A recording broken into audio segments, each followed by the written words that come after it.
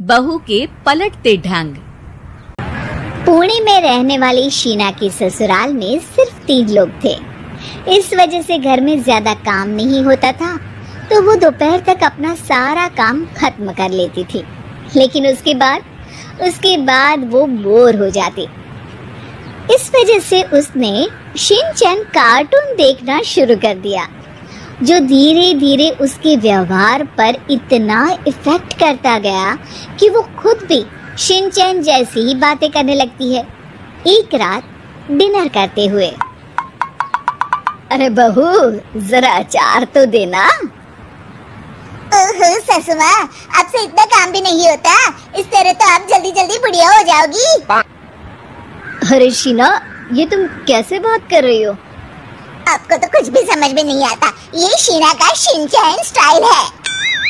ऐसा बोलकर शीना वहाँ से चली जाती है। अगली सुबह शीना सबके उठने से पहले ही घर का काम खत्म करके कार्टून देखने बैठ जाती है। अरे वाह बहू, कमाल ही कर दिया, इतनी जल्दी सारा काम खत्म कर दिया। बस भी कीजिए, अब मैं इतनी भी कुछ खास नहीं। ओफो, तुम और तुम्हारे शिनचैन का भूत, जाने कब नॉर्मल इंसान की तरह बात करोगी। मॉम, आप तो बस मुझसे जलती रहती हैं। आपको क्या पता मेरी लाइफ कितनी मुश्किल है। अच्छा छोड़िए, अब मैं शॉपिंग के लिए जा रही हूँ। हाँ, तो ये है तुम्हारी मुश्किल लाइफ। शीना शॉपिंग करने मार्केट पहुँच जाती है, जहाँ उसे जय के ऑफिस की एक लड़की मिलती है। हेलो, आप जय की वाइफ है ना? हेलो, मेरा नाम शीना है। मैं 26 साल की हूँ और मुझे शिमला मिर्च बिल्कुल भी पसंद नहीं है, पर शिमला जा सकती हूँ। हाँ। शीना की बात सुनकर लड़की आगे कुछ बोले बिना वहाँ से चली जाती है। कमाल है, आजकल के बच्चों को इंटेलिजेंट लोगों से बात करना आता ही नहीं। शीना शॉपिंग करके घर वापस आती है, जहाँ सास और जय साथ बैठकर आइसक्रीम खा रहे होते हैं। मैं कितने मतलबी लोगों के बीच रह रही हूँ। एक छोटी प्यारी बच्ची के बारे में सोचे बिना सब आइसक्रीम खाने बैठ गए। अब इतना नाटक करने की जरूरत नहीं है, तुम्हारी आइसक्रीम फ्रिज में रखी है, खा लो। आइसक्रीम, मैं आ रही हूँ। इसी तरह दिन बीतते हैं। अभी तक तो घर में सारे लोग शीना की हरकतों से परेशान हो चुके होते हैं। एक शाम उनके घर पड़ोस के अंकल आते हैं, जिन्हें देखते ही शीना बोल पड़ती है। हेलो अंकल, आज आप यहाँ? ये कह रही है आप यहाँ बैठिए, हम अभी आते हैं। ऐसा बोलकर शीना की सास उसे लेकर रसोई में चली जाती है। अरे वो तुम्हारी पापा की उम्र के हैं, उनकी इंसल्ट तो मत करो। आपको तो बस अपनी ही खुशी दिखाई देती है। शीना के ऐसे बोलने पर सास हैरान रह जाती है और शीना बाहर आकर अंकल से कहती है, तो अंकल, आज आप क्या लेने आए हैं, या फिर बस सासू माँ को देखने का बहाना चाहिए? वैसे ये इतनी भी अच्छी नहीं है, पूरा समय मुझे डांटती रहती है और कभी कभी तो खाना भी नहीं देती। अंकल हैरानी से उसकी ओर देख रहे हैं।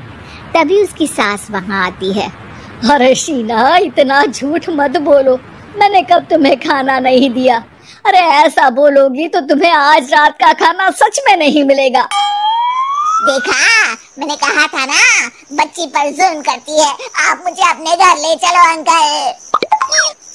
इस तरह दोनों सास बहू में तू मैं शुरू हो जाती है, जिसे देख अंकल तो डर कर भाग जाते हैं, लेकिन वो दोनों चुप ही नहीं होती।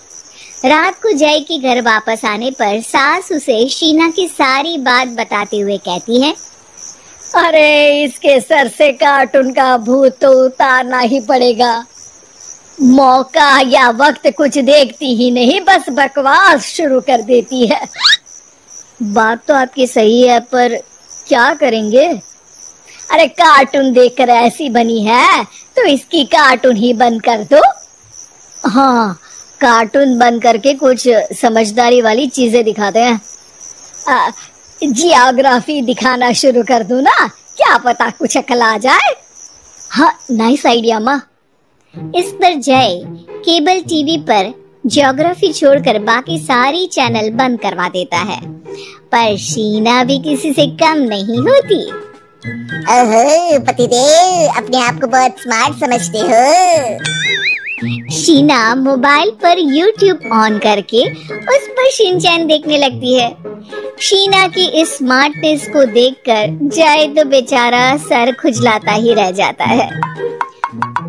हमने इसे जरूरत से ज्यादा अंडर एस्टिमेट कर दिया। अब क्या करें माँ? अरे इंटरनेट बंद करवा दे बेटा। शीना को कार्टून की दुनिया से बाहर निकाल वापस इंसान बनाने के लिए अब जय इंटरनेट भी बंद करा देता है, जिससे शीना परेशान हो जाती है। सब मेरी खुशी से जलते हैं, पर अब क्या करूं? शीना सोच में पड़ जाती है, लेकिन कोई आइडिया नहीं मिलता, जिस पर मजबूरी में वो ज्योग्राफी देखना शुरू कर देती है। हाँ, लगता है अब कुछ ही दिनों में इसके सिर से शिनचैन का भूत उतर ही जाएगा। हाँ बेटा, उम्मीद तो यही है। दिन बीतते हैं और घर में सब शीना के बोलने का इंतजार करने लगते हैं, लेकिन शीना टीवी में ऐसी खो जाती है कि उससे पूछे सवालों का हाँ या ना के अलावा और कुछ जवाब ही नहीं देती।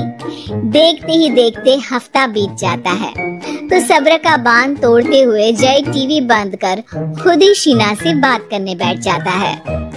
क्या बात है शीना, पहले तुम ज्योग्राफी देखने को तैयार नहीं थी, और जब देखने बैठी तो इसके आगे किसी चीज की कोई सूध ही नहीं, ना किसी से बात करनी, ना घर का कोई काम। अरे माँ, कब तक अकेले सब कुछ संभालेंगी?